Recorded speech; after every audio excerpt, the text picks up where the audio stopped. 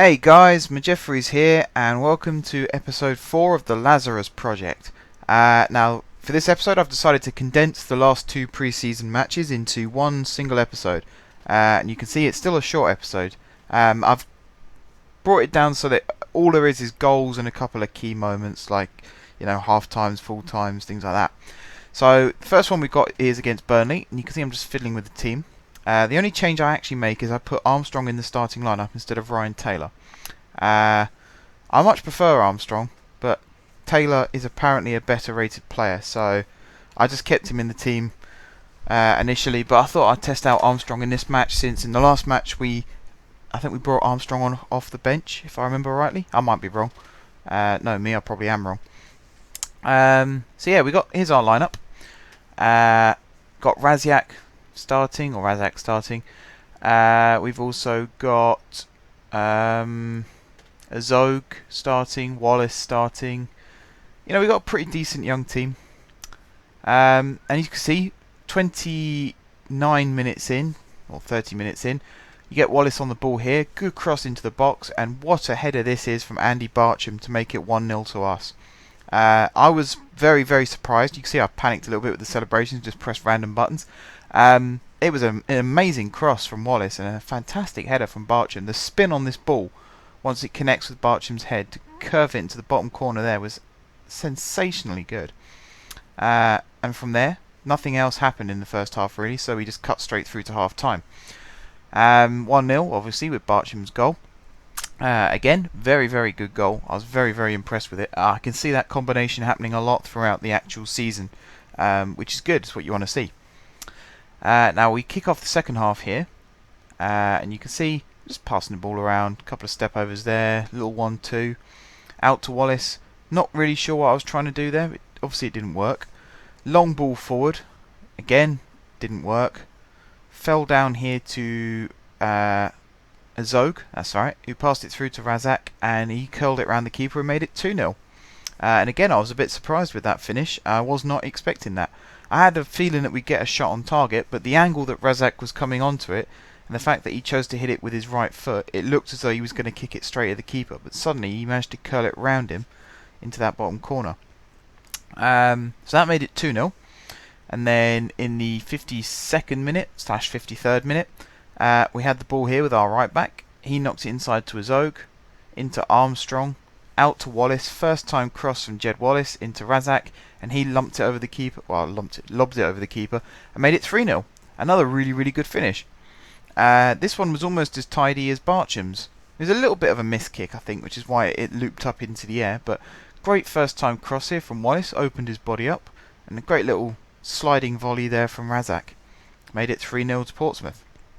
And then we cut basically to the end of the match, because we had a few shots on target and things like that, but having learnt from previous series, I think it's more interesting if I just, for a few matches at least, if I just do key moments in matches like goals. So this was full time. We beat Burnley 3-0. Goal from Barcham and 2 from Razak. So we then go into our final pre-season, which is against AIK Football. And I make a lot of changes to the starting lineup here, so I'll get into it as quick as possible. We swap out Ferry for Padovani. We swap out Wallace for Fogden. We also put Tim Payne on the bench, but then we swap him for Azog. We then put East in instead of our usual right back. We then put Smith in for Carson. We put Ngala in for Bradley. Holmes in for Barcham. And then we put was it Armstrong again in for Taylor? I think it was. It might not have been actually. Oh no. Ajamang in for Taylor. And then we put Ashley Harris in as the attacking midfielder instead of Razak. We then also, that was it. Yeah, that was it. And that's our starting lineup. We basically did a total rotation of the starting 11. And then we go straight into the match. So again, AIK. I've played them in my test career on Football Manager in European matches. They're a pretty good side. They play some half decent stuff. Then again, that's on a career mode that's about 5 or 6 years advanced from now. So I suppose really, the team now, you can't really judge them compared to that. I think they're a pretty decent side for real, though. I think they play in Europe every so often, every year or so. Every other year, sorry, not every year, because that's kind of obvious if they qualify. No, I didn't mean that at all. Every other year. So just gonna wait for it to start up. I had a really good idea to include these pre-match things because I thought I'd have plenty to talk about building up to the match. It turns out I have not a lot to say at all.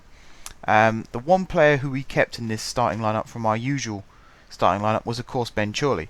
I'm not really sure why I did that. I think it's because I just wanted to get a bit more from him, see what he was about. Ideally, I'd like to keep him for the season, keep him as captain as well for the season. I've no reason to get rid of him, but if a decent offer comes in for him, then I will seriously consider selling him, because I can always bring in a couple of players who I'm aware of who can actually do a pretty decent job for us as well.